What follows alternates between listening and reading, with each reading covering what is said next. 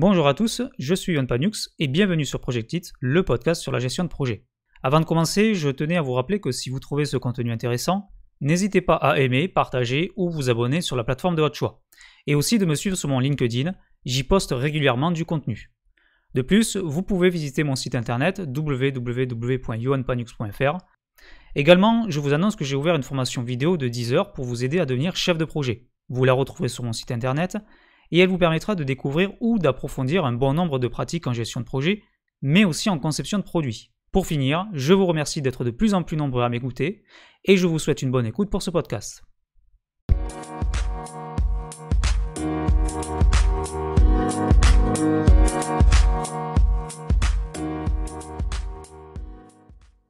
Avant de commencer, je vous conseille de vous poser dans un endroit calme et de vous repasser ce podcast plusieurs fois pour bien saisir l'essence de cet apprentissage. La conception de produit est une notion très complexe. Il est assez difficile de tout résumer en une vingtaine de minutes et il faut prendre du temps pour en saisir toutes les subtilités, en plus de voir, lire ou écouter d'autres types de contenus.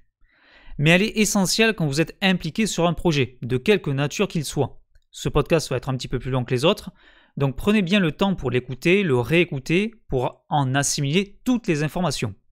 Je vous assure qu'elles vous seront utiles dans votre métier pour atteindre vos objectifs, beaucoup plus facilement. Et aussi pour mieux comprendre le besoin du client afin de lui apporter la meilleure des solutions possibles. Que vous soyez chef de produit, product owner, chef de projet ou même spécialisé dans la technique. Lorsqu'on démarre la conception d'un produit, cela peut provenir de deux raisons. La première, c'est pour le lancement d'un nouveau produit. Nous avons détecté un besoin, un problème à résoudre, et nous souhaitons mettre en place une solution que nous n'avons pas actuellement. Et la deuxième, c'est pour l'amélioration d'un produit déjà existant. Nous avons déjà résolu un problème, mais de nouvelles données nous amènent à améliorer la solution que nous avons déjà mis en place. Que cela soit de la mise en œuvre, de l'amélioration, du support, de la maintenance ou du test, toutes ces phases vont devoir être gérées par une ou plusieurs équipes, avec un ou plusieurs projets successifs. Cependant, si vous êtes dans le management de produits, vous ne pourrez pas échapper à la conception ou à l'amélioration des fonctionnalités. Il faudra prendre en compte tout son cycle de vie pour détecter comment il doit répondre aux besoins à chacune de ces phases. Pour rappel, le cycle de vie d'un produit est décomposé tel quel. Le lancement, où nous conceptualisons notre produit. La croissance, où nous le mettons en œuvre, nous le livrons et nous commençons à l'utiliser. La maturité, lorsque le produit a atteint un haut niveau de performance et qu'il répond le plus possible aux besoins. Et enfin le déclin, lorsque le produit n'a plus la capacité de répondre aux besoins et qu'il n'est plus assez opérationnel pour dégager un maximum de valeur. Chacune de ces phases est distincte et peut être décomposée en d'autres phases, comme la maintenance ou la phase d'utilisation. Et votre produit devra fonctionner différemment selon la phase où il se trouve.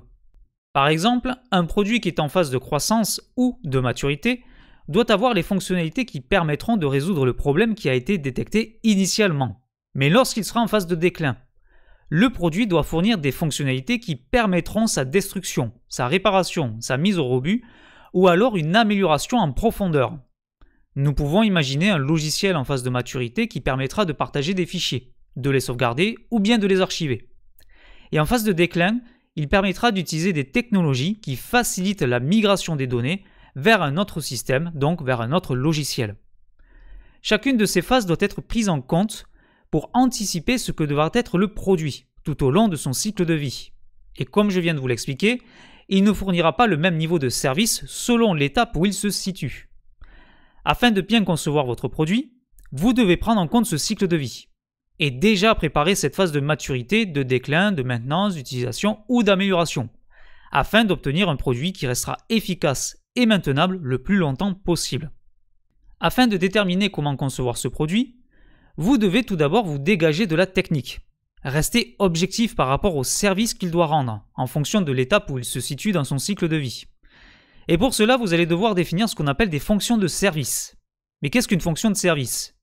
Eh bien, c'est tout simplement une action que le produit va pouvoir faire ou fournir et qui permettra de satisfaire en partie ou en totalité le besoin exprimé et d'obtenir un résultat tangible.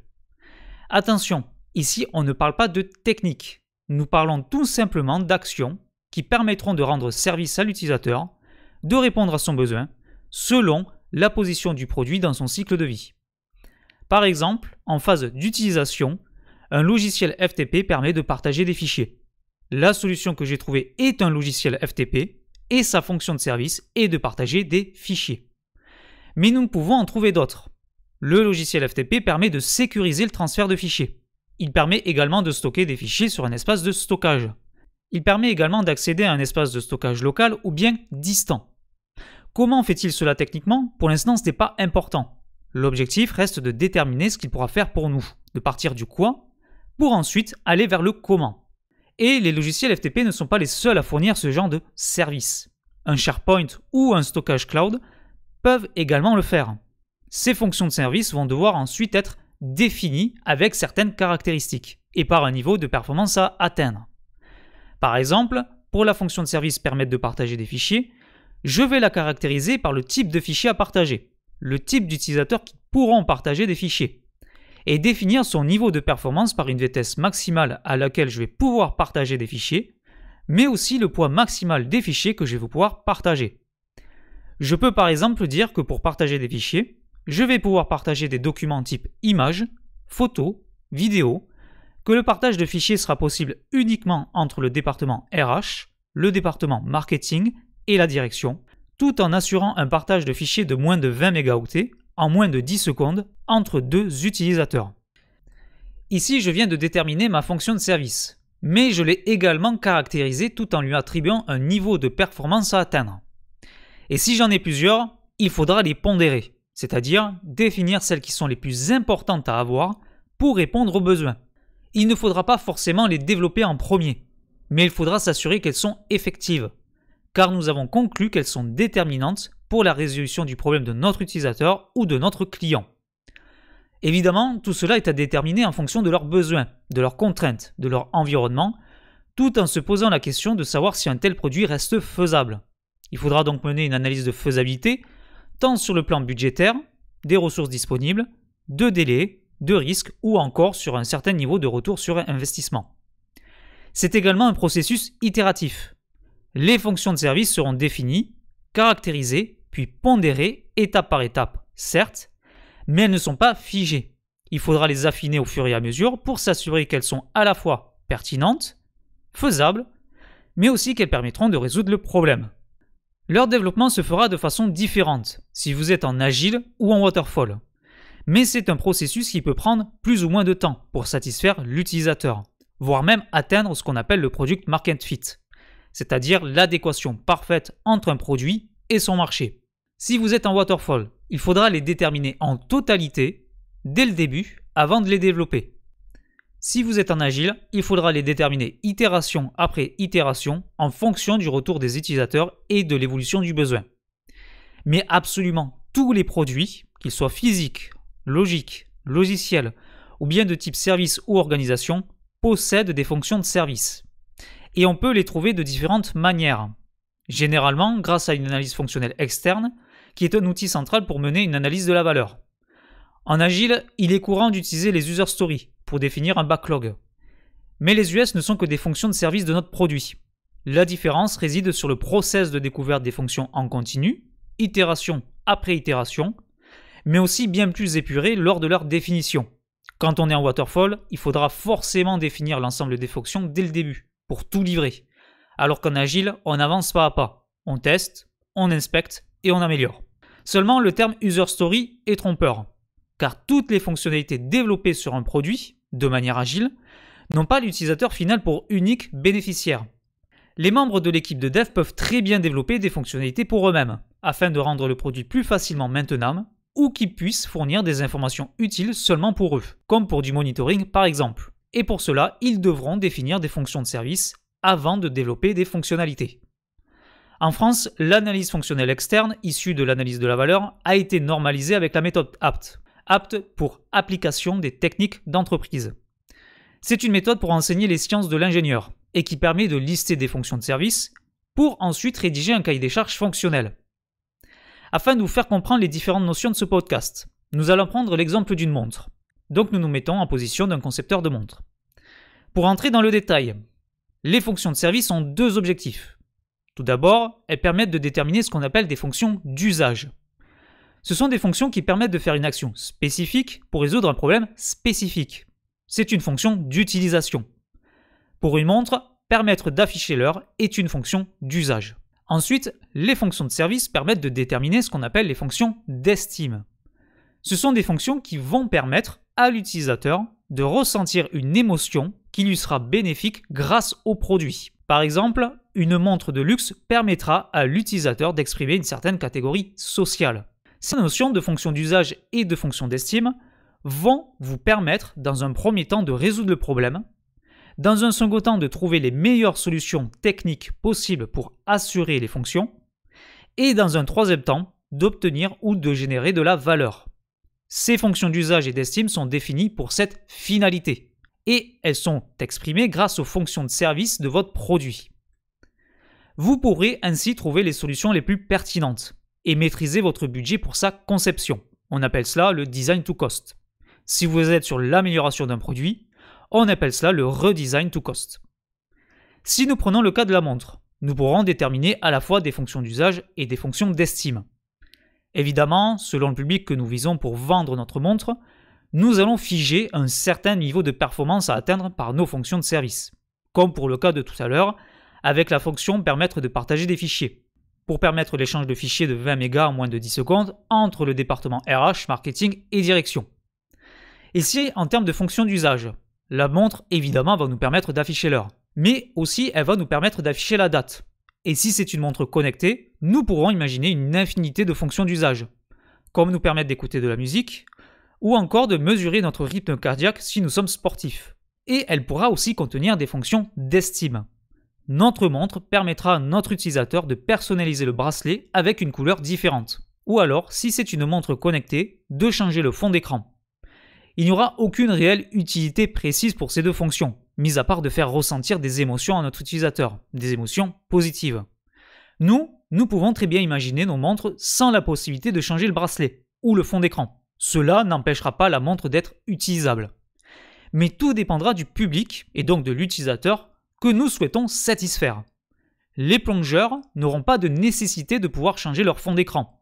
Ils vont surtout vouloir une montre qui permette d'afficher l'heure sous l'eau et à une certaine profondeur. Mais il sera possible d'imaginer d'autres fonctions d'estime, comme d'avoir un design qui plaira à certaines catégories de plongeurs. Certaines montres ont un design inspiré des montres de l'armée qui plaisent énormément aux particuliers ou aux amateurs qui ne sont pas en session de plongée. Mais comment est-ce qu'on trouve une fonction de service ? Si ces fonctions de service ont deux objectifs, à savoir dégager des fonctions d'usage et des fonctions d'estime, il faudra les classer en deux catégories, les fonctions principales et les fonctions contraintes.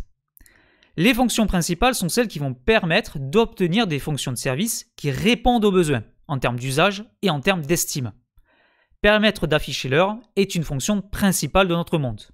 Une fonction principale permet de déterminer la raison d'être de notre produit. On va y retrouver principalement des fonctions d'usage, mais il est possible aussi d'y trouver des fonctions d'estime. C'est le cas pour beaucoup de produits de luxe.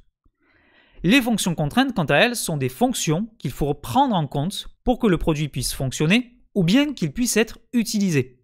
Par exemple, une montre doit fonctionner avec une source d'énergie, que cela soit des piles, une batterie ou bien un système mécanique qui permettra de faire fonctionner la montre sans énergie.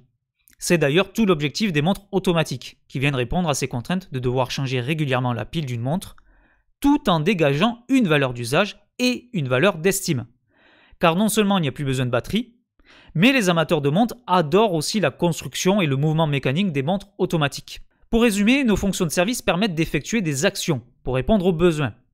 Elles permettent d'obtenir des fonctions d'usage et des fonctions d'estime, soit pour nous rendre service, ou bien pour nous faire sentir des émotions positives.